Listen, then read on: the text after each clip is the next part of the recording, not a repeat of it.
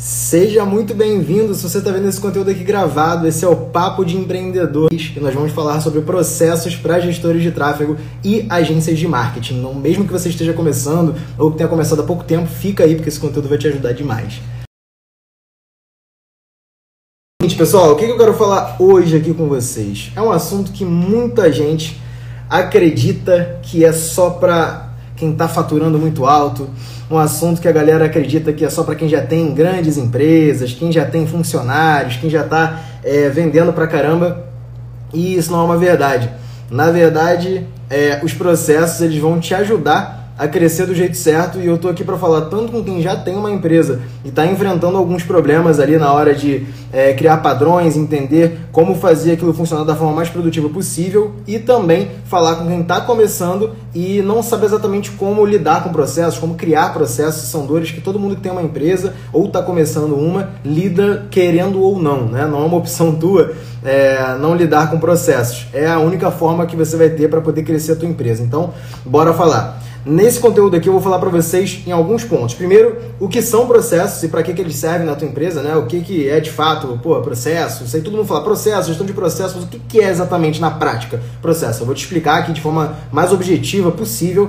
Vou te falar para que eles servem de fato, né? O processo serve para deixar bonitinho os documentos da tua empresa, serve para poder você vender a tua empresa posteriormente, serve para poder você faturar mais. Para que serve o processo? Vou falar também de forma objetiva aqui. Vou entrar na prática de quais são os processos essenciais para empresas que estão começando. Então vou entrar aqui e vou falar de comercial, de contratos, de onboarding com novos clientes, relatório, nomenclatura de campanha, financeiro. Vou entrar ponto por ponto nesses que eu falei agora, né? Depois eu vou falar exatamente todos os programas que eu utilizo, tanto na Lead, minha assessoria de marketing, quanto na Copybase, que é o meu software aqui que a gente tem. Então vou falar quais programas a gente usa para gerir esses processos, criar eles, lidar com as demandas, né? E vou falar também alguns erros que eu já cometi, né, durante aqui o nosso papo, vou respondendo algumas perguntas também. Então vai ser mais ou menos nessa ordem o conteúdo, beleza? Bora começar o conteúdo. Seguinte, pessoal, vamos lá. O que são processos? Eu vou pular essa parte chata, vou falar de forma muito resumida o que são e para que servem, porque ninguém veio aqui na live para saber a aulinha de fundamentos e teoria do que é processo. Só tem que dar esse contexto para que você entenda por que eu vou falar os próximos pontos. O processo, basicamente, é um nome chato para um negócio extremamente necessário na tua empresa, seja você uma empresa de uma pessoa só ou tenha vários funcionários, como a gente já tem hoje na Lead, por exemplo, tá? O processo ele é basicamente um padrão, são padrões que você cria na tua empresa e valida eles com a prática. Essa parte é muito importante, porque o pessoal acha que o processo é simplesmente você sentar numa cadeira, começar a pensar, rabiscar ali, vai ser assim, vai ser desse jeito que eu quero e tudo vai funcionar como você gostaria. Na verdade, o processo ele tem 3 etapas. Primeiro, geralmente, ele é oriundo de um problema, porque você faz alguma coisa, você percebe que aquela coisa não está funcionando como você gostaria e você fala, cara, tem que melhorar isso aqui, tem que melhorar a produtividade, tem que melhorar o contato com o meu cliente, tem que melhorar minha prospecção, tem que melhorar minhas campanhas, e aí ele surge com um problema. A segunda etapa do processo é quando você cria a teoria, ou seja, você senta ali, rabisca num papel, digita em algum lugar e você fala, tá, esse problema ele existe e para resolver ele eu acredito que seja dessa forma. Então você cria a teoria do processo, a segunda parte dele. E a terceira é a prática. E geralmente, na prática é que você de fato deixa o processo redondo. Muitas vezes, várias vezes na verdade, já aconteceu de eu ter um problema, eu precisar de um processo para resolver esse problema e deixar aquilo padronizado como eu precisava, e quando eu coloquei em prática, ele não funcionou nem 20% de como eu gostaria que ele funcionasse. Só que as pessoas que executaram, no caso meus colaboradores na Lead, meus próprios clientes lidando com a minha equipe, me ensinaram, sem eles saberem, o que eu deveria ajustar no meu processo. Então, por exemplo, a gente tem alguns processos aqui na Lead, que é a minha assessoria de marketing, sobre nomenclatura de campanhas. E aí um dos detalhezinhos era o número do conjunto de anúncios ficar no final. Eu achava que assim era a melhor forma. E quando a gente começou a subir, a gente viu que, por exemplo, os meus gestores de tráfego trabalham, por exemplo, em notebooks com monitores pequenos. O meu monitor aqui é grande pra caramba. E eu não tinha pensado nisso. E no monitor dele, o número não aparecia. E o ideal era que ele visse o número do conjunto primeiro, porque no meu monitor não é problema, é grande, então eu não pensei nessa possibilidade. Então os meus colaboradores falaram assim para mim, Sérgio, esse processo que a gente tem aqui criado na Lead, o nome da campanha, se o nome vier primeiro, vai ser mais fácil para a gente identificar, vai melhorar a nossa produtividade, porque a gente já vai saber exatamente qual conjunto eu tenho que editar primeiro. Então, cara, show de bola, ajustamos o processo. Isso foi um detalhezinho pequeno, né? Um número vinha antes ou depois no conjunto de anúncios ali da campanha, que era um dos processos que a gente tinha. Mas foi só um exemplo para você entender que muitas vezes, e na maioria das vezes, o processo ele não vai ser implementado exatamente como você pensou, mas é importante ele passar essas 3 fases, né? O problema identificado, a teoria desenhada e a prática colocando o processo ali para ver se ele funciona exatamente como você gostaria ou não, beleza? Isso serve para você sozinho ou serve para você com colaboradores, não tem problema. Se você trabalha sozinho também, é urgência, não tem ninguém com você, da mesma forma, você vai implementar o processo, na hora que você colocar para funcionar, você vai ver o que funciona ou não, beleza? Então aqui eu já falei o que são processos e meio que também para que eles servem, né? O processo ele parece algo chato, geralmente colaboradores que vão trabalhar com você no começo vão falar assim, putz, lá vem ele com processo para padronizar o negócio, que chato, né? Essa coisa de padrão, de deixar tudo certinho como deve ser. No começo realmente parece um negócio chato e parece até meio inútil, para ser sincero, porque quando você tem poucos clientes, um faturamento relativamente baixo, e você começa a implementar processos, você fala assim, cara, para que eu estou fazendo isso aqui? Porque se eu não estivesse fazendo todo esse modelinho aqui de nome de campanha, se eu não estivesse fazendo esse relatório exatamente no modelo que eu pensei antes, eu ia estar fazendo isso aqui muito mais rápido. E realmente, no começo você faria mais rápido. Só que você não pode esquecer que com o tempo você não vai ter 2 clientes, 3. Talvez você tenha 5, 10, 20, 30 clientes, 50. Talvez você tenha uma equipe de 10 pessoas com você. E se você não fez um bom processo, quando você captar outros clientes, o que vai acontecer com você? Você vai ser aquele cara que trabalha 15 horas por dia, acaba o dia e fala assim, bicho, parece que eu não fiz nada, parece que eu não produzi nada. Eu tô cansado, trabalhei pra caramba, mas não produzi nada. Isso é o que não ter um processo vai te causar. Isso quando você trabalha sozinho. Quando você tem equipe, você paga pessoas para trabalharem para você, junto com você, além de investir uma grana nessa equipe, você não vai deixar essa equipe produzir o que deveria produzir para você, porque você quis centralizar e fazer da forma mais prática possível, que te parecia prática quando você não tinha processo, e agora que você tem pessoas que não pensam exatamente como você, porque quando você traz gente para a equipe, né, a gente pensa que todo mundo vai sentar lá na cadeira, vai subir campanha igual a gente, vai pensar no negócio do cliente igual a gente pensa, e não é assim que funciona. Pessoas pensam diferente e que bom que pensam. Que bom que pensam, porque muitas vezes colaboradores meus pensaram em hipóteses que eu não tinha pensado.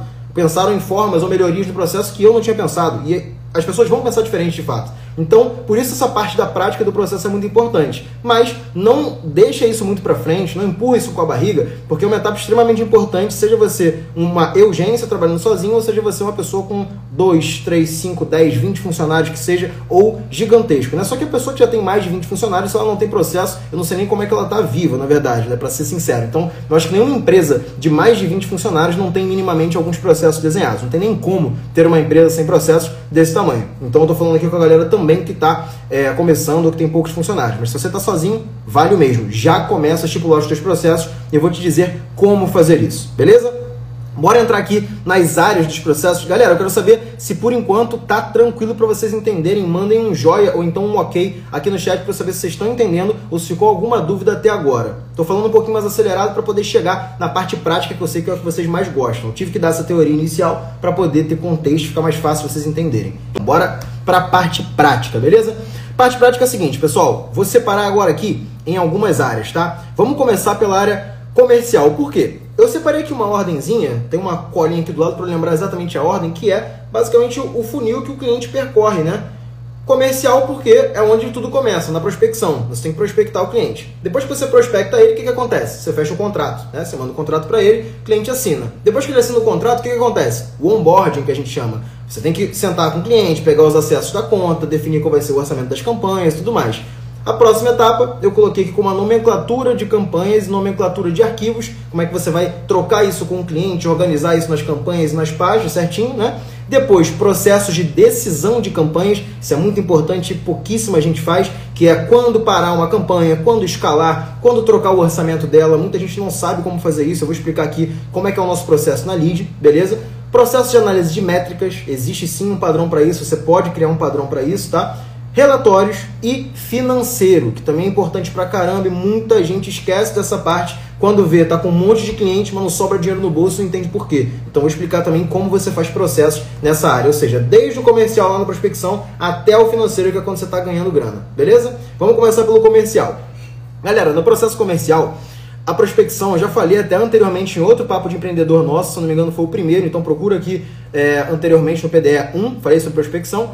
A prospecção ela também tem vários processos internos, né? Muita gente passa por uma aflição em algum momento, quando está no começo, porque quer fazer tudo ao mesmo tempo, né? Imagina, cara, como é que você vai construir um processo de comercial, de campanha, de nomenclatura, de onboarding, de relatório, tudo ao mesmo tempo? Ainda mais se você trabalha sozinho ou se tem pouca gente com você. Não dá para fazer tudo ao mesmo tempo. É uma coisa que quem empreende tem que se acostumar, que você não vai fazer tudo o que você quer no tempo que você quer. São etapas, vai ter um dia que você vai produzir mais, vai ter um dia que você vai produzir menos. O importante é você entender que você está progredindo passo a passo. Se hoje você entende que comercial é um gargalo na tua empresa, preste atenção nesse ponto, tá bom? O que você vai fazer no comercial? Entender quais são as etapas de prospecção. Depende de como você faz a prospecção, né? Por exemplo, tem gestores hoje que prospectam de forma outbound, que a gente chama, né? Você vai atrás do cliente, você visita ele, liga para ele, faz cold call, manda mensagem, manda e-mail para cliente que não te conhece. Isso é o outbound, você faz a prospecção ativa, tá? Isso é uma forma de prospecção. E existe a prospecção inbound, por exemplo, que é quando você faz anúncios, tem o site e o cliente que preenche lá e diz que ele quer ser atendido. Isso aí depende, né, de como você faz a prospecção. Dependendo de como você faz essa etapa, o cliente vai entrar no teu funil, digamos assim. Quando ele entra nesse funil, tem que haver um processo. E muita gente não tem um processo para isso. Simplesmente vai lá, aborda o cliente e tenta fechar a venda. Você tem que entender que um processo comercial, ele precisa de etapas. E geralmente a etapa é a abordagem. Depois da abordagem, primeira call. Depois da primeira call, você vai ter o follow-up para confirmar essa call, porque muita gente não comparece. Depois de você fazer essa call, você tem um envio de proposta. Depois do envio de proposta, você tem um follow-up para o fechamento, se o cliente não fechou nesse primeiro papo, e se disponibilizar para fazer outra call com o cliente se ainda ficou alguma dúvida. E se o cliente, enquanto ele não der não, você vai fazendo follow-ups, falamos disso no Papo de Empreendedor 1, você vai dando follow-ups até ele dar uma negativa ou fechar com você, beleza? Isso são processos. E como que você documenta esses processos? Você tem que ter isso por escrito. Você tem que saber exatamente quanto tempo você vai esperar para dar um segundo follow-up, quanto tempo essa call que você vai fazer com ele vai levar no máximo, como você vai abordar esse cliente pela primeira vez. Isso é processo. Então, se você não tem padrão para essas etapas, tu não sabe exatamente medir o teu andamento e você não consegue ter produtividade, porque um dia você vai fazer uma call de 2 horas com o cliente, no outro dia você vai falar 20 minutos, no outro dia você vai falar 3 horas, no outro dia você não vai falar com nenhum cliente porque você está sem tempo. Então, não tendo processos, isso vai acontecer com você, beleza? Então, é importante que no teu processo comercial você tenha essas etapas pré-estipuladas, escritas em algum lugar. E eu vou falar aqui, durante esse conteúdo também, quais são os softwares, os programas que eu uso aqui na Lead para poder padronizar tudo isso, deixar o mais claro possível para mim e para minha equipe, beleza? Segunda etapa seria o contrato, né? Para fechar contratos, né? E se você não faz contratos com os seus clientes, eu recomendo que você comece a fazer para ontem, porque já aconteceu. E se você é gestor de tráfego ou tem uma agência e nunca passou por isso, cara, é uma notícia boa e uma ruim. A boa é que tem forma de resolver simples. A ruim é que você vai passar por isso alguma vez. Algum cliente vai ficar te devendo. Isso rola demais, tá? Então, para você ter processos no teu contrato, como que funciona hoje aqui na Lead, né? Depois que a gente passa pela etapa de comercial, de prospecção com o cliente, seja outbound, seja inbound, o cliente fechou, deu o ok ali, né? Eu peço os dados para o cliente. Então, a pessoa que fechou do comercial solicita os dados para o cliente que são necessários para o preenchimento do contrato, beleza? Pegamos esses dados, o cliente mandou, o nosso jurídico preenche o contrato. Ah, Sérgio, mas eu não tenho jurídico. Beleza, o jurídico é você vai pegar lá o contrato e vai preencher esse documento. Beleza? Preencheu o documento, você vai mandar esse PDF para o cliente para ele dar o ok. Ele falando assim, ó, Sérgio, tá tudo certo, isso aqui é isso aqui, essa cláusula aqui queria mudar isso, o valor aqui tá errado, esse tempo aqui tá certo. Beleza, confirmou, o cliente deu ok, aí você vai jogar para um software de assinatura digital. Existem alguns, você pode anotar aí. DocuSign é uma opção, o Adobe Sign é outra opção, ClickSign é outra opção. Um que eu gosto muito de usar é o Authentic, que ele é gratuito para vários contratos lá e funciona bem, a gente já usou bastante aqui também. Então tem todas essas opções aí. O Authentic, se não me engano, é o que tem um plano gratuito mais generoso, digamos assim. Então usa esse software de assinatura digital, depois de aprovar o contrato com o teu cliente, manda para o e-mail o nome dele, ele assina digitalmente, pronto, contrato assinado. Então até aqui a gente já falou do processo comercial do teu pipe e depois do processo de contrato para assinatura desse documento. Beleza? Feito isso, show de bola, vamos para a próxima etapa, que é qual? O onboarding. O onboarding é uma das etapas mais importantes porque o cliente já fechou com você E se você fez um bom alinhamento de expectativas lá na tua prospecção, o cliente sabe quais são as etapas, porque você já é uma agência organizada, você tem processos e ele sabe que vai ter uma data para marcar esse papo, para ele começar e fazer tudo certinho. Se você não fez um bom alinhamento de expectativas e não tem processos desenhados, o teu cliente fica perdido. E aí o que vai acontecer com ele? Ele vai te pagar, o dinheiro vai cair na conta, aquela maravilha, beleza, vamos comemorar, compra um negócio aí, pede um iFood, vamos no restaurante com a patroa, comemora. Mas e aí, o cliente começa no WhatsApp, e aí, como é que vai começar as campanhas? E aí, tá tudo certo? E aí, não tá anunciando ainda não? Cadê? Não começaram as vendas ainda? Vai começar esse inferno na tua vida ali, porque você não alinhou com o cliente da melhor forma possível. Quando você tem processos bem desenhados, pré-estipulados, o cliente sabe que depois que ele assinou o contrato, tem X dias úteis para marcar o primeiro papo. Nesse primeiro papo, ele sabe que ele tem que estar no computador, logado no Facebook, no Gmail, em todos os lugares que ele precisa para poder te dar acesso às contas. Ele não precisa te dar senha de nada, mas ele precisa ter acesso a um cartão de crédito se a conta dele não estiver configurada ainda, e que ele vai precisar estar no computador para fazer uma call com você, ou no Zoom, ou no Google Meet, como você quiser. Aqui na Lead a gente já manda o documento de boas práticas para o cliente. Assim que ele assina o contrato, já define a data de kick-off, que a gente chama, esse kickoff é como se fosse o pontapé inicial ali, né? Kickoff a gente chama dessa primeira call que o cliente faz com o gerente de conta aqui na Lead quando ele assina o contrato. Então ele assina o contrato, a gente manda, olha, sua call de kickoff vai ser na data tal, com o gerente de conta tal. Nessa data você precisa estar no computador, você precisa estar logado no Gmail e no Facebook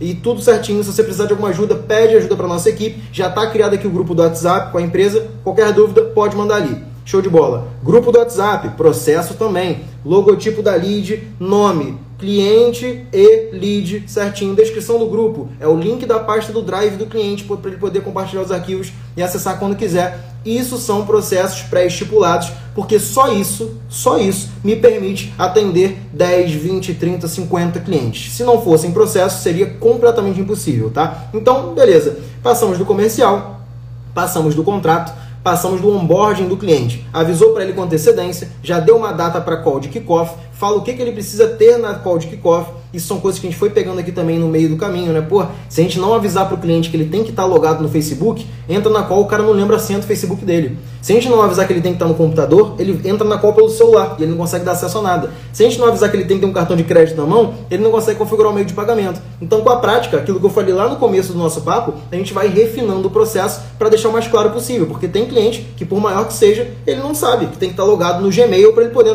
criar ou entrar na conta do Google Ads. Ele não sabe que ele tem que estar logado no Facebook, no computador, para ele poder entrar numa conta do Face Ads, da Meta Ads e configurar ali os acessos. Ele acha que é só te dar a senha do Facebook e está tudo pronto. Então a gente tem que deixar o mais claro possível para o cliente, para que esse onboarding seja tranquilo e para o que, no momento que você contratar alguém, por exemplo, esse teu funcionário consiga fazer. Imagina eu aqui na Lead, atendendo Americanas, Casa e Vídeo, Mormai, Conta Simples, várias empresas de grande porte, né?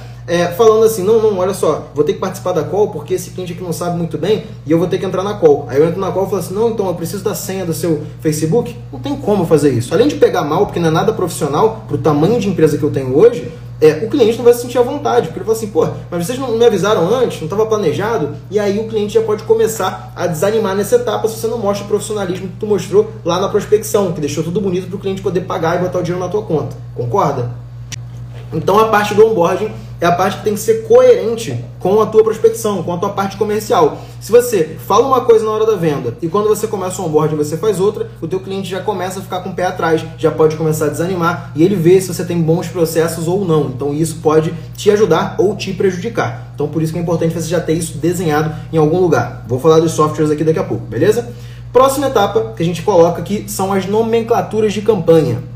Agora a parte bem mais técnica ali de campanha, quando você sobe a tua campanha lá no Facebook Ads, no Google Ads, tudo muito direitinho, né? Muito simples, é só pegar, botar o nome da tua campanha, conversão, beleza, conjunto de anúncios 1, anúncio 1, anúncio 2, subiu, deu play, maravilha. Ah, Sérgio, mas está convertendo, não precisa desse negócio de processo, de... Beleza, imagina quando você pegar 5 ou 10 clientes com um orçamento um pouco mais alto, com vários produtos ou vários serviços e que exige mudança o tempo inteiro e você precisa entender o que está funcionando, o que não está funcionando.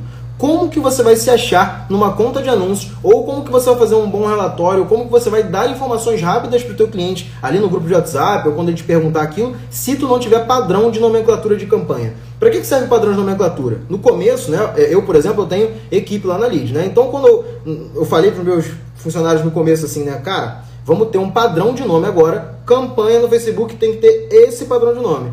Conjunto de anúncios tem que ter esse padrão de nome. Ah, Sérgio, mas eu botei o número antes, tá errado. Número é aqui.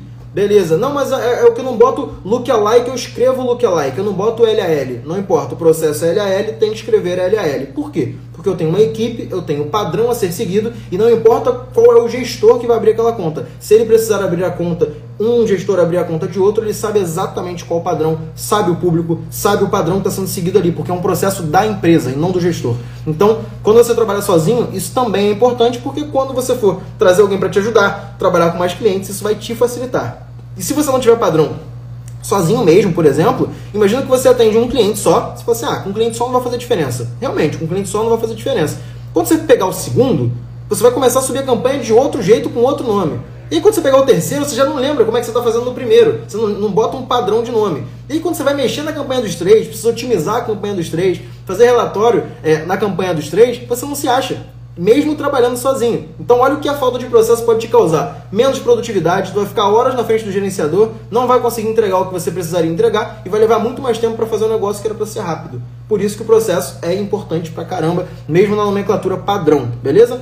E da mesma forma que a gente tem uma nomenclatura padrão de campanhas no Facebook Ads, no Google Ads, a gente também tem uma nomenclatura padrão de arquivos no Drive. Pois é, minucioso desse jeito. Por quê? Vocês que são gestores de tráfego aqui, né? Que imagino que seja a maioria que me siga. Quando você vai subir a campanha, o arquivo que você sobe lá como criativo no Google Ads, se for um vídeo, rede de display, no Facebook Ads, se for algo para Story, para Reels ou para Feed ali, não tem um nome o arquivo? Tem, né? Muitas vezes está lá com o nome que você salvou mesmo. WhatsApp image 1295370.jpg. Beleza, você pega e sobe assim mesmo, né? Não é assim que você faz?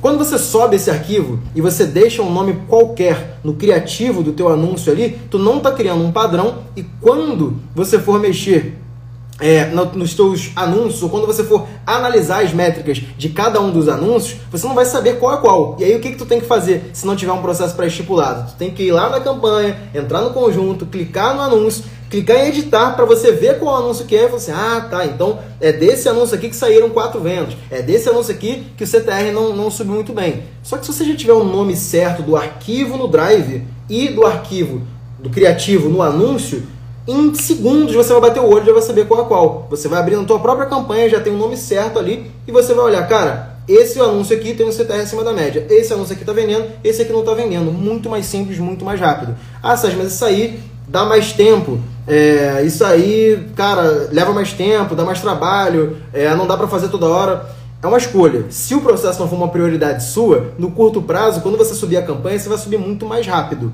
Porém, se você fizer esse processo, na hora que você for otimizar, mexer na campanha, pegar alguma informação, alguma métrica que você queria, tu vai levar segundos, minutos ali no máximo ali, já vai pegar o que você queria. Se você não fizer esse processo, toda vez que você for editar uma campanha, você for escalar, você for pausar, analisar alguma métrica, vai ser um sacrifício gigantesco porque tu não colocou padrão nenhum de nome, né? Então, isso vai acontecer contigo se você não se preocupar com esses pontos desde o começo. Outro processo, então aqui, ó, só para recapitular, falamos de comercial, contratos, onboarding de clientes, nomenclatura de campanha, nomenclatura de arquivos e criativos, beleza? Agora, o processo de decisão em campanhas. Isso aqui é um negócio que pouquíssima gente fala sobre, pouca gente faz na prática, tá? Isso aqui eu sei porque eu vejo a galera sofrendo com isso e é um negócio que a gente criou na Lead e ajuda muito a gente no dia a dia, tá? Que é o seguinte, quando a gente tem uma campanha veiculando de algum cliente, quando a gente tem anúncios rodando, muitas vezes eu ou o gestor de tráfego responsável, o account manager, ele tem que olhar para o anúncio e falar, será que eu paro? Será que eu escalo? Será que eu espero um pouquinho mais? Você já teve essa dúvida? Digita que sim, se você já ficou na dúvida, se você pausava um conjunto de anúncios, se você escalava, você não sabe se para ou se não para, se deixa mais um pouquinho porque ele está mais ou menos o resultado, então tu não sabe se ele vai escalar ou se ele vai ficar ruim, ficou com medo e pausou um anúncio que parecia que estava bom, mas você não estava muito seguro. Digita assim aqui para saber se tu já ficou nessa dúvida, se já aconteceu contigo na hora de mexer no gerenciador de anúncios. Eu vou te dizer como que você resolve isso. Cara, o que acontece? Por que isso acontece com vocês? Por que vocês ficam na dúvida, né? Ah, o Jonathan mandou bem, eu não fiquei na dúvida porque eu sou aluno da UDA. Se viu o curso todo, com certeza você não ficou na dúvida. O que eu explico lá na UDA, inclusive, na Universidade Digital Ads, né, que é o meu curso? Justamente um processo de decisão para você saber, antes mesmo de subir a campanha, qual que vai ser o teu critério. Se você vai parar, se você vai escalar ou se você vai manter aquilo ali. Como que você faz isso? Na lead, a gente define, né, o orçamento semanal e mensal por canal de tráfego. O que isso quer dizer? Antes de qualquer gestor meu subir a campanha ou de eu subir uma campanha de anúncios, né, eu vou definir qual o orçamento do Facebook Ads, qual o orçamento do Google Ads, quanto eu vou gastar para cada produto ou cada serviço, se forem mais de um, né, e qual que é o meu stop loss. Esse é um termo que é do mercado financeiro, que é, na tradução literal, parar a perda, né? Então, a galera geralmente não faz isso, mas quando você define um bom orçamento e você sabe qual que é a margem do produto e o ticket médio dele, você sabe quanto você pode pagar no máximo para fazer cada venda ou para captar cada lead, por exemplo. Então, antes mesmo de subir a campanha, você já define, olha, se meu produto custa X e eu vou investir 10X, eu sei que meu stop loss é o preço do produto mais tanto. Geralmente a gente coloca aqui o ticket médio mais alguma coisa. Então, por exemplo, se o produto custa R$100, eu coloco que o meu conjunto de anúncios tem como stop loss 150 ou 200 reais ali, sem gerar vendas. O que isso quer dizer? Se o conjunto de anúncios está veiculando, ele está com umas métricas bacanas, né? Só que ele não gerou venda ainda. Só que ele já gastou 80 reais, eu fico assim, será que eu pauso? Porra, será que eu não pauso? Porque o produto custa 100, já gastou 80, as métricas estão boas, mas ainda não vendeu. Será que a gente não tem essa dúvida aqui? Por que que a gente não tem essa dúvida? Porque a gente já estipulou antes, baseado na margem do cliente, baseado no ticket médio do produto ou do serviço, até quanto eu posso, entre aspas, arriscar dentro do meu orçamento semanal ou mensal para poder saber se eu paro ou não a campanha. Então os meus gestores têm as regras para seguir, que é o stop loss desse conjunto de anúncios é R$120. Então se está em R$90 e ele está na dúvida, ele não vai parar, porque o stop loss é 120. Se está em 122 e ele está na dúvida, ele vai parar, porque o processo passou do stop loss, pausa o conjunto de anúncios. Você entende que você evita ali algumas dúvidas, alguma perda de tempo desnecessária, porque antes você já estipulou a regra? Mandaram aqui no chat, ó, mercado imobiliário, essa regra sai cara. Antônio, não necessariamente, cara, porque você não pauta o orçamento de anúncio, de campanha no preço do imóvel, você pauta no preço do lead, porque quem faz a venda não é o anúncio, é o corretor. Mas no mercado imobiliário você investe para comprar, entre aspas, leads, né? Então você pega os leads, você capta esses leads e você sabe, em média, quantos leads você tem que captar para conseguir abordar. E você sabe, em média, quantos leads abordados você precisa para fazer uma venda. Então, baseado nesse custo todo, tu tem que saber qual que é o teu teto, teu custo por lead máximo que você pode pagar lá no começo do funil. Então é esse cálculo que você vai ter na cabeça para poder entender qual que é o teu stop loss antes de subir a campanha. Se você sabe que o teu lead pode custar no máximo R$15, R$10, R$8, você sabe que se tiver em 20, você tem que parar a campanha, não tem dúvida. Então, mesmo que as métricas estejam claras, mas o CTR do anúncio está muito bom, o CPC, o clique está muito barato, todas as outras métricas estão boas, o que importa é a tua métrica principal, e se essa KPI passou do teu stop loss, você tem que parar essa campanha, não tem dúvida. Ou se, às vezes, né, nem sempre você vai precisar esperar bater o stop loss. Acontece com frequência, por exemplo, quando você tem um certo volume, vamos supor assim, que você já tem uma galera grande comprando, número de vendas grandes do teu produto ou do teu serviço, e você já sabe mais ou menos qual que é o ticket médio, qual que é o custo por lead, qual que é o custo de aquisição, e aí você sabe a média que tem naquilo ali. Quando você vai subir uma nova campanha para o mesmo produto, você já tem um benchmark, um lastro, né, de quanto você pode pagar. Se em um dia, 2 dias, essa média já está extremamente cara nesse conjunto, você não precisa esperar 7 dias para pausar. Você não precisa esperar exatamente o teu stop loss, por exemplo, porque você tem 5 campanhas, 10 campanhas ativas do mesmo produto. Tu sabe que o custo por aquisição dele é R$40. Você subiu um conjunto, o custo de aquisição está R$110, cara, não tem dúvida, você pode pausar. Mas o stop loss era 300. Beleza, não precisa esperar ele todo. Na verdade, essa regra do stop loss no começo, ela serve para te pautar, para sempre que surgir esse momento de dúvida que vocês aqui falaram que tem, na hora que você bate de frente com uma campanha, ela está com um resultado mediano e você não sabe se mantém, se pausa ou se escala, é justamente nessa hora que o processo vai entrar e vai te ajudar a tomar a decisão mais rápido. Então, isso vai te ajudar em vários pontos, inclusive para ganhar produtividade. Isso eu estou falando principalmente para a galera que trabalha sozinha, mas se você tem funcionário, 1000 vezes mais fácil, né? Porque imagina que você tem uma equipe e a tua equipe, toda decisão que ela tem que tomar ali no tráfego, ela tem que te perguntar. Ela vai olhar para você e falar assim, Sérgio, eu não sei se eu paro essa campanha aqui. Aí imagina 20 clientes sendo atendidos, 30 clientes sendo atendidos, e todos os clientes, quando um gestor seu vai mexer na campanha, ele tem que parar para te perguntar, olha, eu pauso essa campanha aqui ou não? Eu aumento o orçamento dela ou não? Porra, imagina, você não vai trabalhar, tua vida vai ser agora fazer call e responder o WhatsApp e responder o Slack ali. Não vai funcionar, entendeu? Salve, Igor. Tamo junto, irmão. Vou te ver aqui, velho. Então, assim, sempre que você faz esse processo com antecedência, na hora que você lida com a dúvida, ela rapidamente é sanada. Então, ele vai te ajudar antes de você subir a campanha. Você não cria o processo depois que a campanha está no ar. Você define isso antes de subir, é planejamento. Então, o processo vai te ajudar em vários pontos nesse caso, beleza?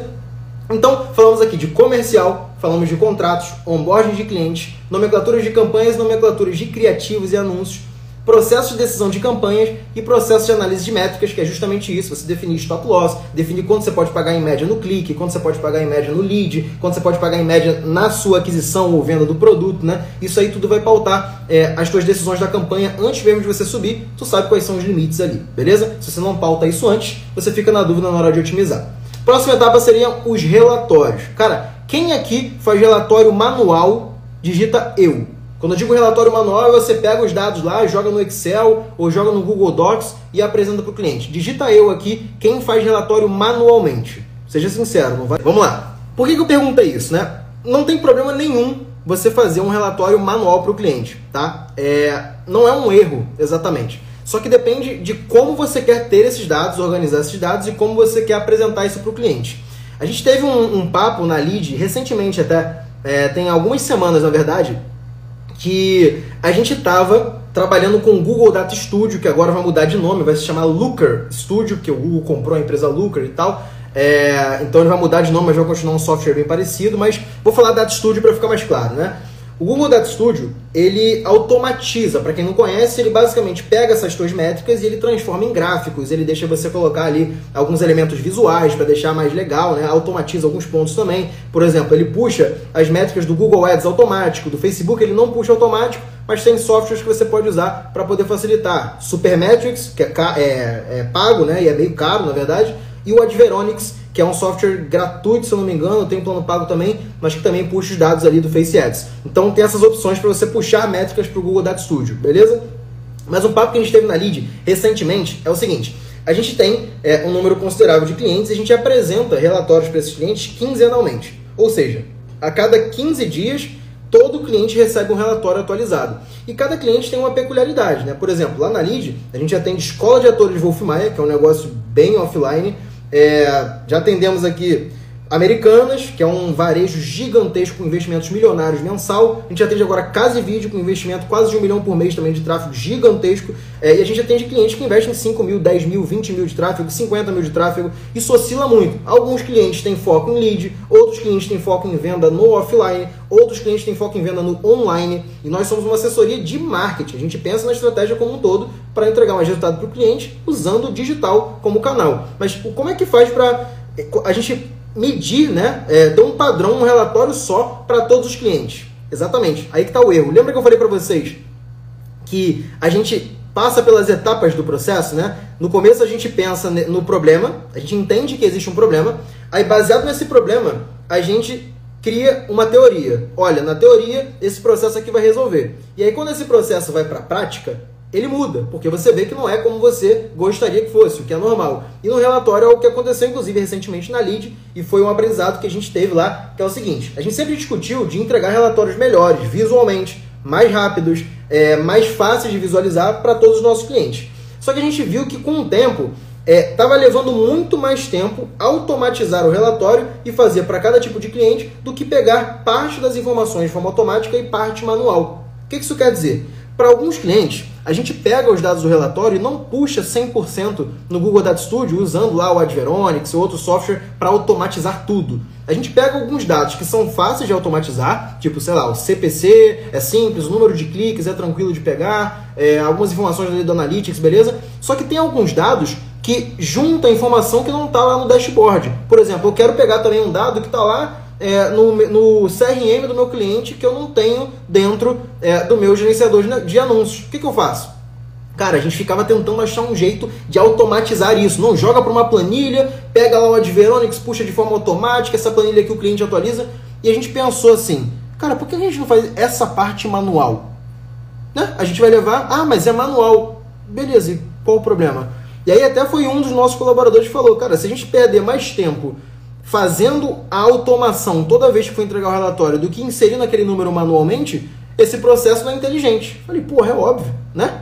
Pensa comigo, se você cria um processo para automatizar o negócio, só que você perde mais tempo automatizando do que colocando o número manualmente, porra, coloca essa parte manualmente. Problema nenhum nisso, né? Então, justamente essa parte da prática, que vai validar ali o processo, vai te dar essas respostas que você não tinha pensado antes. Na hora que você cria o processo, no fundamento é tudo bonito, né? Redondo, ali no caderno, no papel, então no Docs que você está digitando, o processo vai ficar maravilhoso. Só que na hora da prática, a gente viu, por exemplo, que alguns relatórios eles vão ser 50%, 60% automatizados, mas parte desses números vai ser inserido manualmente mesmo. E ótimo, show de bola. Ficou mais fácil para o cliente visualizar, ficou mais fácil para a gente explicar os dados para o cliente quando a gente faz esse relatório, e foi uma validação de processo depois que ele foi implementado. Entendeu a diferença da prática? Como é que isso muda para você? Então, essa etapa também é importante, né? Da gente entender que nem sempre vai ser como a gente quer. Quero automatizar os relatórios. Beleza, nem sempre você vai conseguir automatizar tudo. Às vezes uma parte manual vai resolver teu problema. Beleza? Tamo bem até aqui? Então, vimos comercial, contratos, onboarding de clientes, nomenclatura de campanhas e de criativos, processo de decisão de campanhas e de análise de métricas e relatórios. E o último ponto que eu separei é o financeiro. Financeiro é o seguinte, pessoal. O erro mais clássico de todos os gestores de tráfego que começam é não separar dinheiro da empresa e dinheiro seu. Eu sei que esse é um papo chato, muitas vezes chato, e porque quando eu estava começando também há anos atrás, eu ouvia isso, eu falava, nossa, mas que porra, que chatice. Eu trabalho sozinho, eu atendo meus clientes, só eu que trabalho aqui, ralo 12, 13 horas por dia. Aí minha empresa lucra 5 mil, eu tenho que deixar, porra, 2 mil para a empresa? Eu não, pô, pegar 5 mil, tô trabalhando pra caramba. Não é assim que a gente pensa quando trabalha sozinho? Ou então, você trabalha com pouca gente, né? Você tem ali 1 ou 2 funcionários ou 2 pessoas que te ajudam. Aí tua empresa ganha, sei lá, 6, 8 mil reais por mês. Você fala assim, cara, tu já tem que pagar o fulano que eu pago, sei lá, 1.500. O outro fulano aqui eu pago umas 1.800, 2.000. Aí sobra esse tanto pra mim. Eu ainda tenho que deixar uma parte pra empresa. Eu não, a empresa sou eu tô trabalhando, sei que mês que vem eu vou ganhar dinheiro, não é assim que funciona? Muita gente não assume que faz isso. Mas é a realidade, cara. E eu fiz isso por muito tempo lá no começo também. A gente, quando tá saindo de um lugar que não tem muito, né? Não sei qual é a realidade da maioria aqui, mas imagino eu que muita gente não tem, né? Cara, não começou do jeito mais simples possível, cheio de dinheiro no bolso. Começou de pouco em pouco, pegou o primeiro cliente, segundo, ou tá buscando pegar os primeiros, né? E aí você fala assim, porra, até o Sidmar deu exemplo aqui, né? Pô, quero comprar uma cervejinha ali, aí tu olha pra conta da empresa, tem 5 mil reais de saldo na conta da empresa, e a tua conta lá no Nubank da vida tem 500 reais, né? Aí tu fala assim, porra, eu vou pagar a cervejinha com a minha conta ali do Nubank, meus 500 já suado que tá ali? Ou não, pô. Aí tu pega o dinheiro da empresa e transfere pra tua conta, né? Ou pior, ou você nem tem a conta da empresa. A conta da empresa é a tua conta, né? E aí que acontece a cagada inteira. Por quê?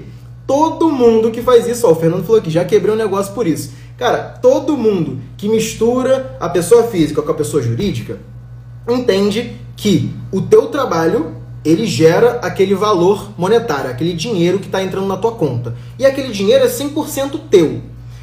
Você tem que pensar de uma forma um pouquinho diferente, e eu demorei para entender isso também no meu começo, tá? Eu tô sendo bem sincero, não vou ser hipócrita com vocês não. No começo eu também achava isso balhada e chato pra cacete.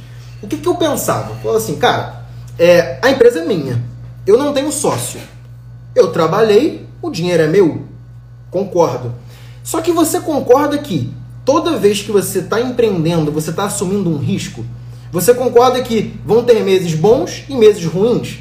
Vai ter mês que você vai estar com cliente pra cacete, você vai estar faturando alto, você vai estar com dinheiro na conta da empresa, dinheiro na tua conta. E vai ter mês, meu amigo, que você não vai conseguir captar cliente nenhum.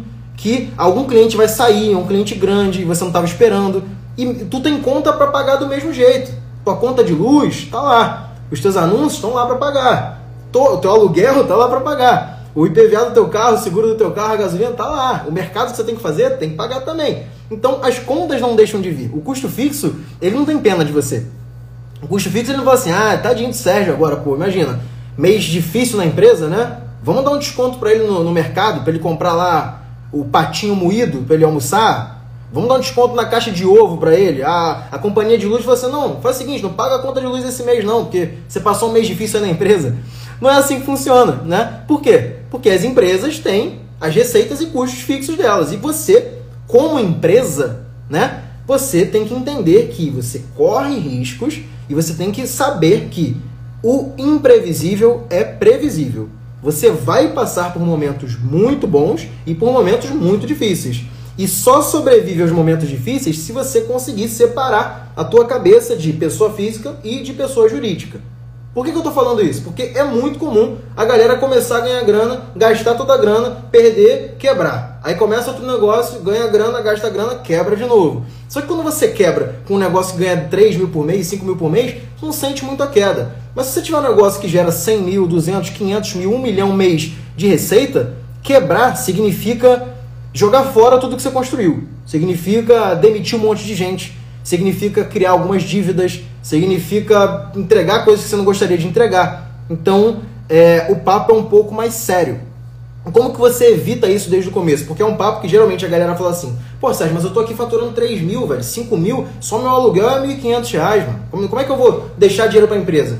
Cara, tem duas coisas que mudaram muito a minha cabeça e que fizeram eu mudar muito como eu penso sobre dinheiro, né? E que me permitiram passar por momentos difíceis pra cacete, cara. Mas muito difíceis, mesmo depois de começar a empreender e ter um capital legal. Por quê? Esse ano mesmo, 2022, lá no comecinho do ano, eu passei por alguns momentos difíceis na lead especificamente, porque a gente teve uma saída grande de clientes em um mês específico que, cara, sabe aqueles meses que não tem explicação? Aquele mês que você falou assim, cara, tô fazendo tudo certo, tô contratando gente, tô criando processo, o escritório já tava redondinho, entraram tantos clientes no mês passado, show de bola. E, cara, de um mês pro outro, 5 clientes, sem relação nenhuma um com o outro, saíram por motivos diferentes. Um porque ele internalizou o departamento, o outro porque tinha uma pessoa dentro da equipe que ele promoveu e resolveu contratar as pessoas também, o outro porque venceu o contrato, ele não queria renovar pelo mesmo valor, o outro porque teve problema na empresa, era familiar e o sócio não queria que tivesse a gente. Tudo aconteceu, tudo que não deveria acontecer, aconteceu. Então você imagina que a gente perdeu, se não me engano, de receita foi por volta de 40% da receita, algo assim, de um mês para o outro. E aí, o primeiro pensamento que a gente tem é assim, cara, fudeu, velho. Você tá com um faturamento ali, tá crescendo mês a mês, tá tudo bonitinho, contratando gente, assumindo o custo fixo. No caso da lead, a gente tem o custo fixo do aluguel do escritório, tem luz, tem salário dos funcionários, tem impostos, ferramentas, tudo. Aí imagina de um mês pro outro, alinham todas as cagadas possíveis que poderiam acontecer e você fala, cara, mês que vem eu vou ter 40% a menos do que eu teria. E não dá para tirar o dinheiro que eu tiraria. O que me salvou, digamos assim, desse momento? Porque eu estava preparado para ele. Por que eu estava preparado? Anota isso, que tu não pode perder essa informação, cara. E parece um negócio bobo, mas isso já salvou empresa minha e já me salvou pessoalmente falando, tá? Você como pessoa jurídica, a sua empresa, não é você. A sua empresa, primeiro passo, ela tem que ter uma conta. Ah, Sérgio, não dá para abrir conta em bancão. O Itaú tem R$80 de taxa por mês. Eu sei que eu tenho conta lá também.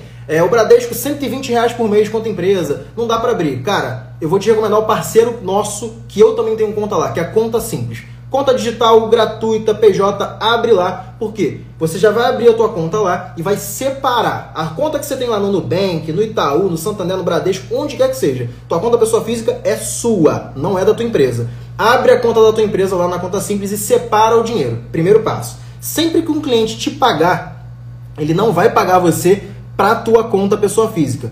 Você vai passar para ele o Pix, ou então a conta lá, a agência da Conta Simples para você receber lá na tua conta da empresa. Ah, Sérgio, mas porra, mão de obra, porque depois eu tenho que pegar da conta da empresa e passar para a minha também. Exatamente. Quando começa a dar trabalho, é que você começa a se preparar, você sabe, cara, esse dinheiro vai entrar para a conta da empresa, ele não é meu, eu tenho que tirar da minha empresa uma parte que é para eu me manter aqui, mas a empresa tem que continuar crescendo. Então, primeiro passo, abre a tua conta PJ separado na Conta Simples, é de graça, digital, tudo lá, você abre rapidinho, beleza, separou o dinheiro, primeira etapa. Segunda etapa é o seguinte, a tua empresa, ela tem que entender o que são custos fixos e custos variáveis. Cara, o que é custo fixo? É tudo que você tem que pagar mensalmente e você sabe que aquele custo existe, ele não vai mudar. Ah, mas se a empresa for mal, eu vou pagar aluguel? Vai. Se a empresa for bem, eu vou pagar aluguel? Vai. Se a empresa faturar mais, você vai pagar o mesmo aluguel? Vai. Então, é custo fixo, ele não muda. E o custo variável é o que pode mudar com o tamanho da tua empresa. O que é custo variável? Anúncio no Facebook, no Google Ads. Talvez contratar alguém é um custo fixo, mas você pode demitir a pessoa também. Então, pode vir a ser variável em algum momento. O quanto você paga de ferramentas, você pode cancelar uma ferramenta ou não, também é um custo que pode ser fixo, mas você pode cortar. Tem custos que não dão para cortar de um mês para o outro e tem custos que dão. Conta de luz é um custo variável, porque você não sabe se vai vir R$200, 500, 300, você pode economizar mais, não economizar.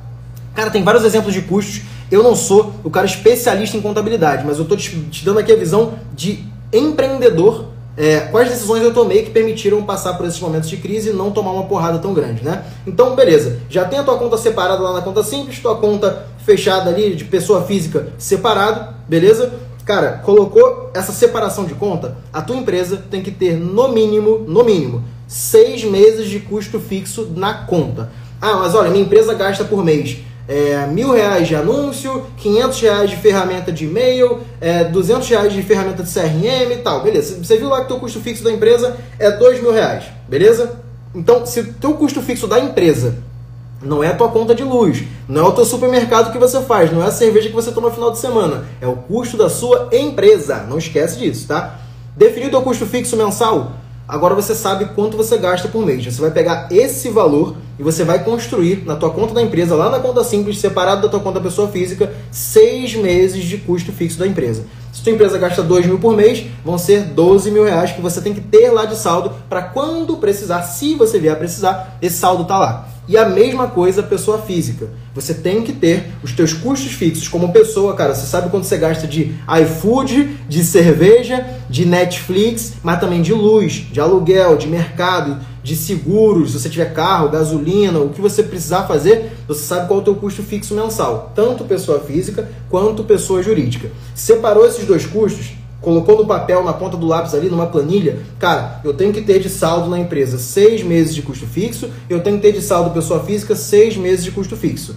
E depois você vai evoluir para 12 meses, que é o mínimo que eu recomendo de caixa. Muita gente pensa assim, cara, vou comprar Bitcoin, vou comprar ação, vou começar a investir em um monte de coisa aí, vou colocar ali R$1.000 por mês para investir tal coisa, sendo que você não tem nem o teu caixa ainda. Como é que tu vai pensar em investir em ações, comprar ETF, investir em dólar, comprar criptomoeda, se tu não tem, no mínimo, 6 meses de custo de vida guardado numa conta tua, pessoa física?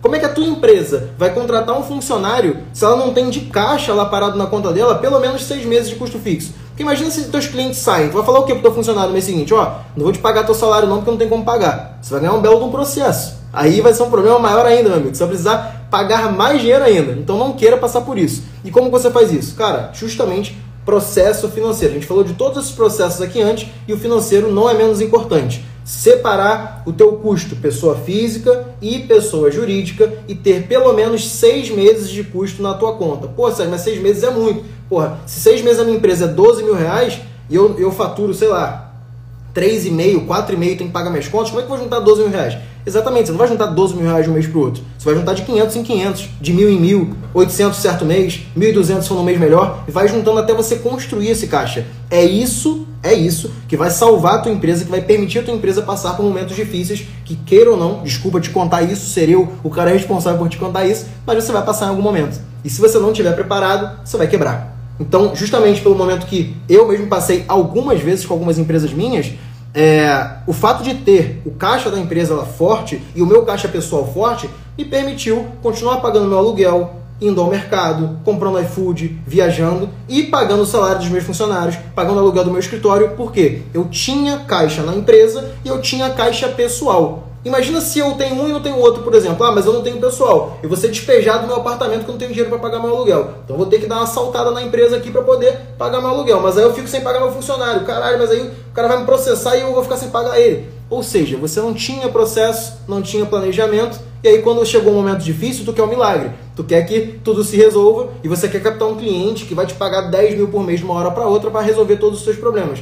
Não é assim que funciona. Então o fato de se planejar financeiramente na tua empresa e na tua pessoa física vai permitir com que você mantenha a tua empresa crescendo e passe por momentos difíceis sem passar grandes dificuldades. Porra, se você tiver esse caixa, tu vai passar por um momento difícil feliz, sorrindo? Provavelmente não, né? A gente é ser humano, a gente fica preocupado igual, a gente fica, porra, com medo, fica com raiva às vezes, fala assim, porra, cara, por que esse cliente saiu, mano? Tava fazendo um trabalho ótimo pra ele, tava atendendo ele bem, tava dando resultado, aí por causa de briga de sócios os caras vão sair, eu não tenho culpa de nada. Beleza, pode ficar com raiva. Ah, mas, porra, por que sei lá, esse cliente saiu aqui, agora não tem como tirar o Prolabore que eu tirava, eu não vou fazer aquela viagem que eu ia fazer? Beleza, mas você consegue pagar o teu aluguel, você consegue pagar as tuas contas, você não vai quebrar, não vai demitir ninguém por causa disso, porque você se preparou. E se você não tiver um processo para se preparar, quando o momento difícil chegar, você vai apanhar e muito, beleza? Então, cara, não deixa de fazer isso. Começa o teu planejamento, separar custo pessoa física e custo pessoa jurídica. O saldo lá de pessoa jurídica recebe dos teus clientes na tua conta simples, não recebe na conta pessoa física e só se paga o que você tem que pagar de contas no começo. Primeiro tua empresa tem que ter caixa, depois você tem que ter caixa e a partir daí tu não vai começar a saltar a tua empresa todo mês também. Você vai começar a aumentar o teu prolabore, que é o teu próprio salário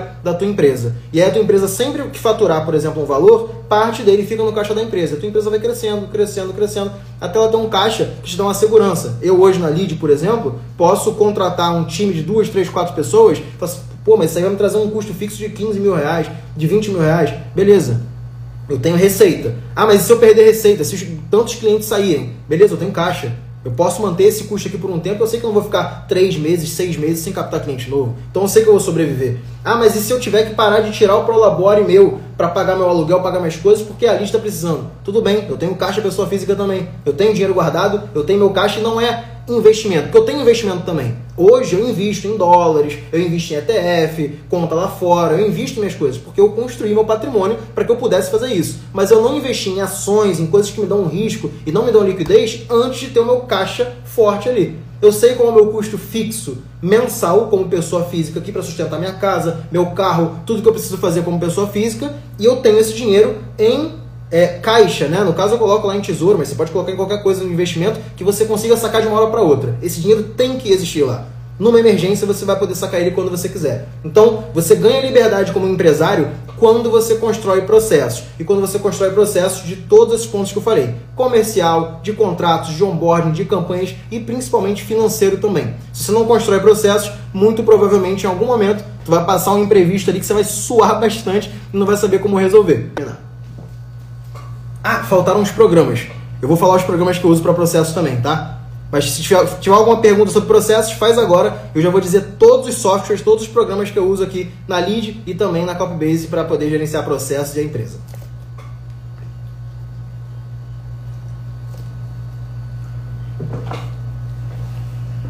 Tudo certo, show de bola, Rafael. Qual app de relatórios no Face Ads? Ricardo, é o Google Data Studio. Processo de entrada de cliente. Joemilson, você vai poder ver a gravação aqui se a galera deixar gravado. Eu falei sobre onboarding de cliente. Show de bola, tudo certo. Valeu, Igor. Saúl entendeu tudo, show de bola. Jonathan, sempre separo 15% do faturamento mensal para uma conta separada. Acha uma boa quantidade? Jonathan, a boa quantidade é sempre o máximo possível que você puder guardar. Máximo possível. Claro que você não vai deixar de viver, você não vai deixar de fazer as coisas que você gosta. Ah, pô, eu gosto de tomar uma cervejinha no final de semana. Minha empresa está faturando, pô, 6 mil reais por mês. Eu vou parar de tomar minha cerveja que eu gasto 100, 200 pratas ali porque eu tenho que guardar mais? Também não precisa, tem que ter equilíbrio, né? Vai etapa por etapa. Mas, ver qual é o teu foco naquele momento. Em algum momento, o teu foco vai ser se divertir um pouco mais. Em algum momento, vai ser construir um caixa maior para tua empresa. Equilibra as coisas, mas 15% é um bom valor para começar. Eu costumo deixar mais, tá? Mas isso depende do tamanho de empresa. Qual é para cobrança recorrente você usa? Edu, a gente está implementando o Asas agora. Asas. Mas eu vou falar de softwares daqui a pouco. De cobrança, né? Para conta digital a gente usa conta simples.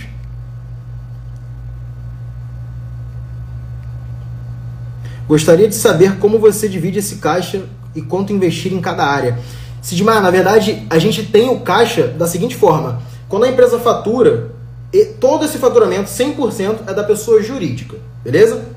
No caso da Lead, eu não tenho sócio. Eu sou o único sócio da Lead. Então, esse dinheiro todo entra na conta da empresa. Eu, Sérgio, tenho um prolabore, como os meus funcionários também têm um salário da Lead. Então, a conta da empresa paga o salário de todos os funcionários. Óbvio que o sócio é o último, né? Se tiver, não sobrou dinheiro, então o sócio é que não ganha. Os funcionários têm que ganhar salário, não tem esse papo. Então, eu pego essa grana da empresa, a gente paga o salário de todos os funcionários, paga a ferramenta, paga aluguel do escritório, paga impostos, paga tudo que tem que pagar. E o meu prolabore, né? E aí, beleza. Pegou esse dinheiro, sobrou no caixa.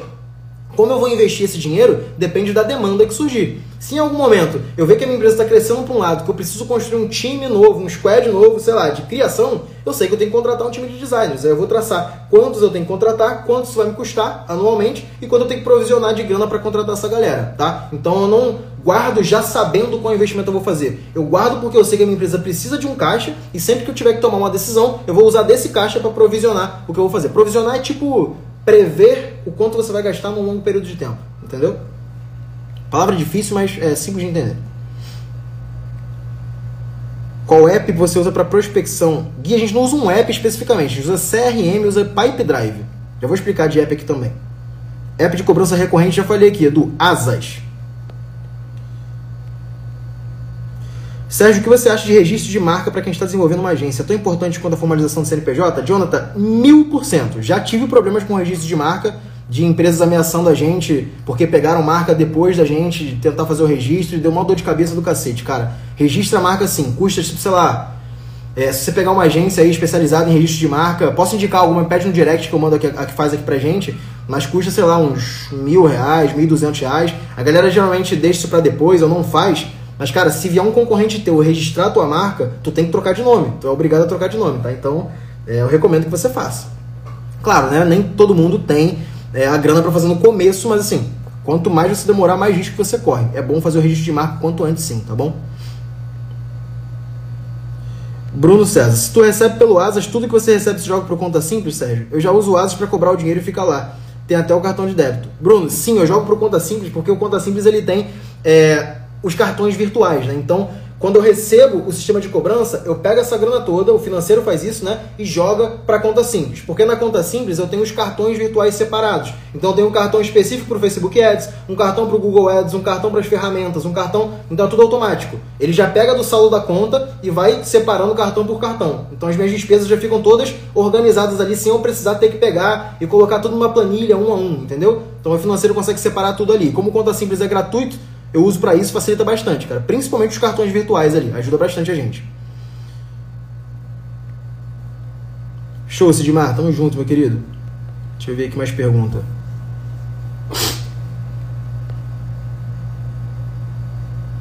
Ainda rende 100% do CDI na conta simples. Exatamente, Júlio. Para quem não sabe, CDI é tipo um índice financeiro que ele vai te rendendo o valor, né? Então, quanto mais tempo tu deixa o teu dinheiro aplicado na conta digital, ele vai rendendo dia a dia, né? Então, diariamente ele rende um valor ali, e quando a gente tem uma empresa que já está faturando legal, é maneiro ver ali o dinheirinho subindo, melhor do que ficar parado na conta corrente qualquer que ficaria como caixa da empresa, né? Show! Respondi as perguntas aqui que vocês colocaram, eu vou falar os softwares que vocês perguntaram, né? Vamos lá. Ó, começando, óbvio, qual software, qual programa eu uso para gestão financeira, gestão de custos? Conta simples, tá? Conta simples, eu boto meu dinheiro lá, eu tenho os cartões virtuais para cada custo e eu consigo gerenciar isso. No meu caso, que tenho funcionários para fazer pagamentos específicos, eu consigo delegar um cartão específico para cada funcionário sem ele ter acesso à conta. Então ele não tem acesso ao meu saldo, não tem acesso a nada, ele tem acesso só ao cartão virtual para ele fazer os custos específicos de cada coisa que eu preciso. Um para Face Ads, outro para Google Ads, outro para ferramentas, outro para o escritório, eu consigo separar tudo. E rende 100% do CDI ele também, todo dia cai um dinheirinho na conta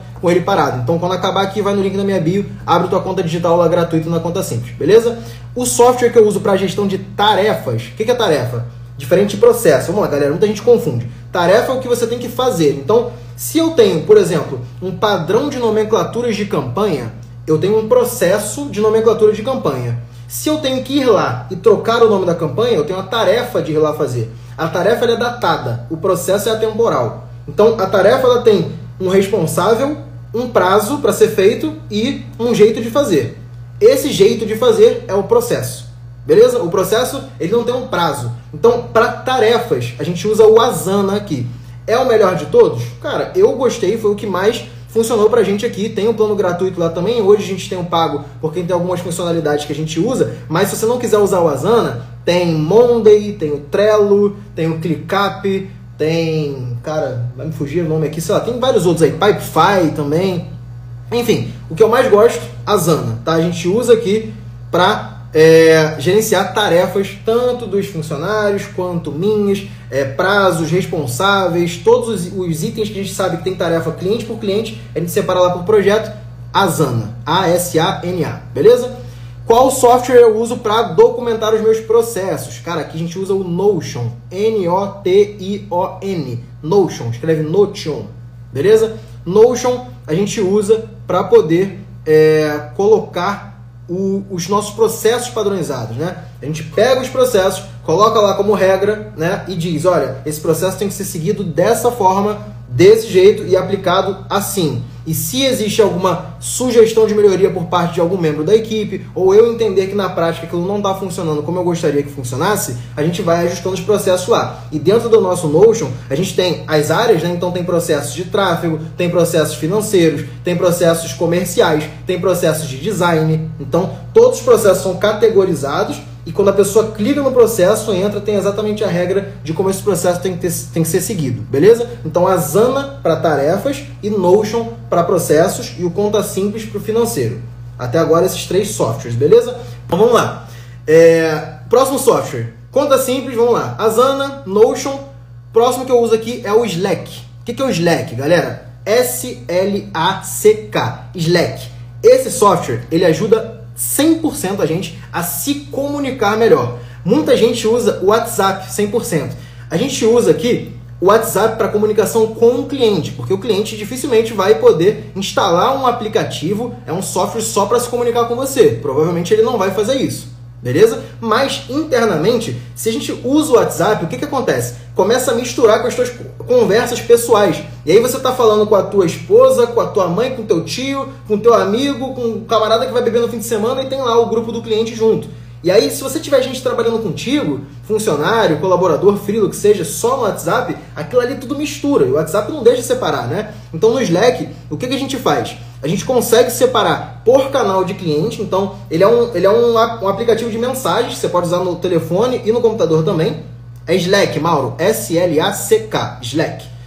Esse Slack, você consegue usar ele no computador e no celular, separar cada chat como se fossem grupos, né? No Slack ele chama de canal. Cada canal como um cliente, então tudo que você vai falar de um cliente, você fala naquele canal. Linkar com o Asana, que a gente faz. Então, por exemplo, lá no Asana, que é o nosso software de tarefas, toda vez que alguém termina uma tarefa, move ela para outra etapa, ele manda no canal do cliente que o funcionário XYZ moveu a tarefa para essa etapa, ou concluiu a tarefa, ou a data que foi criada, entendeu? Então eu consigo linkar tudo e separar tudo dentro do Slack. Então eu padronizo isso dentro de um programa só e a minha comunicação fica toda centralizada. Isso quando é no WhatsApp dificulta demais, cara. Então não recomendo que você tenha uma comunicação interna toda no WhatsApp, tá? Usa o Slack o quanto antes. Tem plano gratuito também, dá para usar, tá? Muito bom. Existem outros softwares que fazem isso. Se eu não me engano, o mais próximo é o Microsoft Teams, que é o Team em inglês, né? T-E-A-M, Team.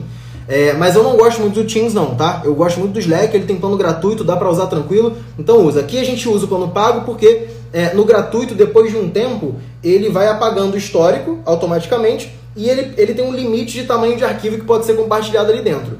A gente usa o plano pago do Slack porque eu quero histórico para sempre ali, né? Para buscar uma informação quando eu precisar direto. Integrações com outros softwares que eu preciso fazer também, e arquivos grandes, se tiverem que ser passados rapidamente ali, se a gente não usar outro lugar, a gente passa pelo Slack mesmo. Então, para mim, vale a pena, mas você pode começar com plano gratuito. Então, cara, Slack é tranquilo para fazer, não tem problema nenhum, tá? Mauro falou aqui, ó, a agência que eu trabalho tem 150 funcionários e a demanda é toda pro WhatsApp. Deus me livre, meu amigo. Olha, boa sorte para você. Muito difícil trabalhar assim. Bem improvável que funcione redondinho como deveria. Talvez se usasse um chat para isso ia facilitar bastante, tá? É impossível você trabalhar? Não. Mas é muito mais difícil, tá? Se você usar o WhatsApp para tudo, a não ser que você tenha um WhatsApp Business só para isso, separado, pode ser até que funcione. Mas o Slack ele é feito para isso, né? Ele é um chat corporativo. Então, se você não usa o WhatsApp para isso, pode ser que funcione, mas não vai ser o ideal. Beleza? Beleza. Falamos aqui de Conta Simples, Asana, Notion, Slack. Data Studio seria a próxima ferramenta que eu falaria aqui, que é para geração de relatórios, tá? Ajuda muito também. Google Drive, que é meio óbvio, muita gente usa outros softwares, né? Tipo Dropbox, tipo WeTransfer e tudo mais. Cara, o que eu mais recomendo é o Google Drive, porque a gente tem o plano do G Suite lá, então a gente tem o e-mail corporativo, né? Sergio@lead, fulano@lead, fulano@lead. Esse e-mail corporativo, ele é dentro do G Suite, que é o plano ali, o Google Workspace agora que ele chama, né?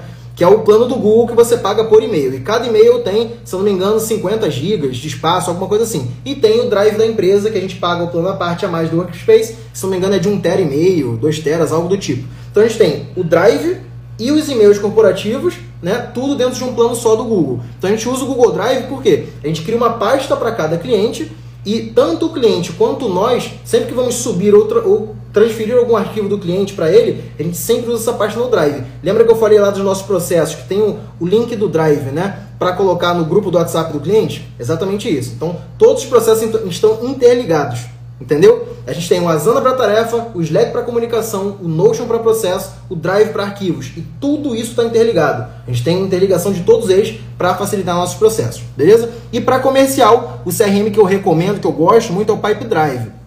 Pipedrive ele é fácil, porque aquelas etapas do comercial que eu falei no começo do nosso papo, ele consegue separar todas elas em colunas, etapa por etapa, e também linkar com o teu e-mail, linkar com o teu número de telefone, dá pra deixar tudo redondinho no Pipedrive ali. Mas ele é pago, se eu não me engano o plano dele começa em $15 por mês ou algo do tipo. Se você quiser começar com gratuito, dá pra você fazer um CRM gratuito no Trello, é possível fazer, tá? E também dá pra você usar o HubSpot, HUBSPOT, HubSpot, beleza? Esse é um CRM gratuito que você pode usar por um tempo, funciona muito bem, já usei muito também, quebra o galho 100%, é uma ótima ferramenta gratuita, mas eu gosto mais de Pipedrive, ele é pago, então dependendo da etapa da sua empresa, dá uma olhada para poder implementar o que você mais gostar, beleza?